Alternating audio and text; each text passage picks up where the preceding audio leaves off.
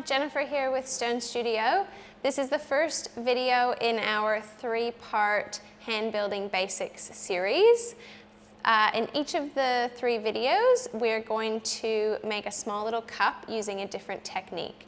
So the first video, we're going to explore pinch potting.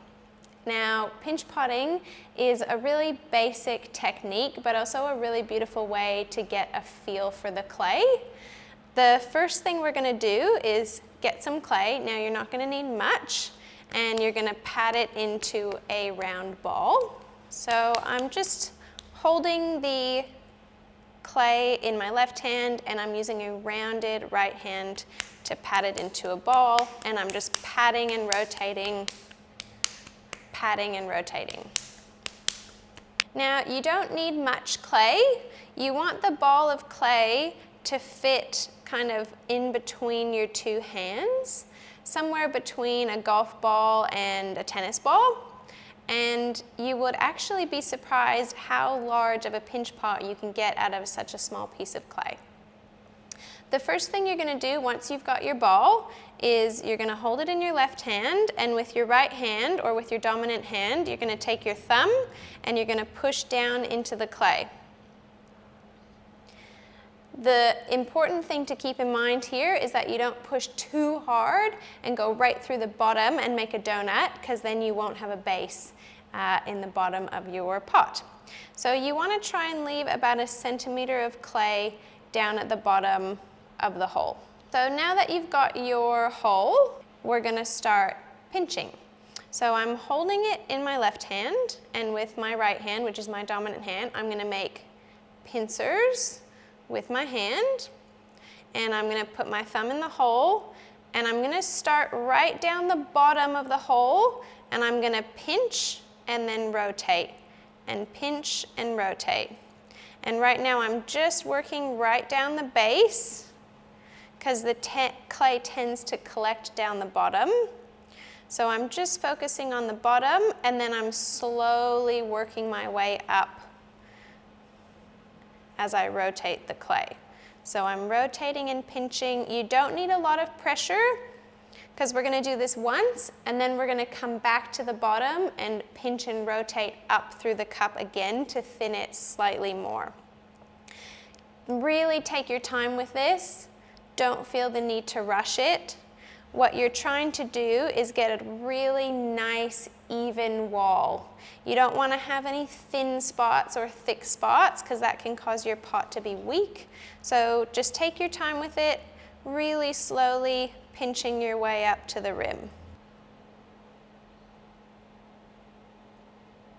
Now, the clay has a tendency to want to flare out and go wide into a bowl shape. So if you want to keep it more straight up and down, or a little bit more narrow, you want to take your pincers and kind of angle them inwards as you do your pinching. And this will help prevent the clay from flaring out into a big bowl.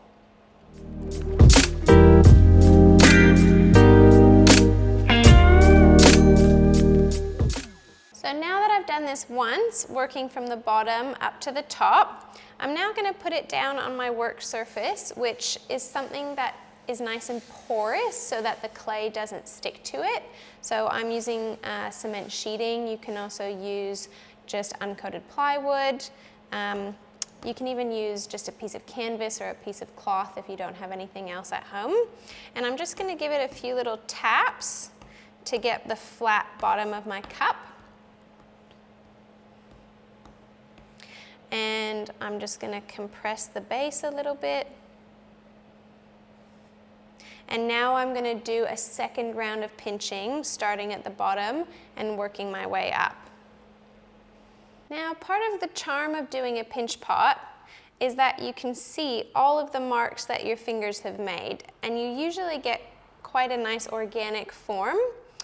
If you do want a more perfected vessel, so for example, my lip is a little bit uneven, it kind of goes up and down and up and down, we can correct that, but the clay is so soft right now that I'm just going to set it aside for a while, maybe about an hour. It depends on the weather and how hot it is. but I'm just going to set it aside and let it firm up a bit before I do any of my finishing touches. The other thing you'll want to keep in mind as you're doing your pinch pot is if you notice that you start to get some cracking happening, you just want to smooth over those cracks as soon as you see them so that they don't get any worse. So you just support the pot on the inside and you can just smooth them over with your finger as you notice them. So I'm going to set this little guy to the side, and I've got another pinch pot that I prepared earlier, and I'll show you how to do any finishing touches. So here's a pinch pot that I prepared earlier, and it's been sitting out for about an hour, and it's firmed up a little bit more. We call this leather hard, and it's a really beautiful stage of the clay. It's really nice to work with. I've also got a banding wheel, which is just going to make this a little bit easier to work with. I'm going to pop my wood board down, and now I can really easily rotate the cup as I'm working on it. Even if you just have a board at home, and then you can rotate the board like this instead of constantly moving the clay. The first thing I'm going to do is level the rim. Now, if you have a knife, you can just hold your knife really steady, kind of anchor your elbow into your side, support the wall with your left hand, and then you can level back where it's come up a little bit. But another little trick you can do is using what we call a harp. You can also use a cheese cutter, sort of the same thing, and a ruler. Now you can hold the ruler upright and hold the cheese grater. And again, you hold your arm really steady, anchor into your side, and then you can rotate the cup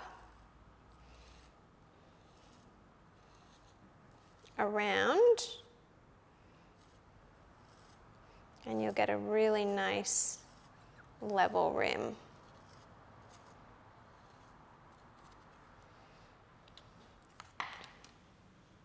Now I'll just spend a little bit of time with my fingers refining the rim to kind of smooth down those sharp corners. I might even pinch it a little bit more to make it slightly thinner as well, so it's a little bit nicer to drink out of. You just want to make sure you remember to always support the walls. So if you're working on the inside, you're supporting on the outside, and if you're working on the outside, you're supporting from the inside. Even though the clay's firmed up a little bit at this point, it's still quite fragile, and you want to be nice and gentle with it.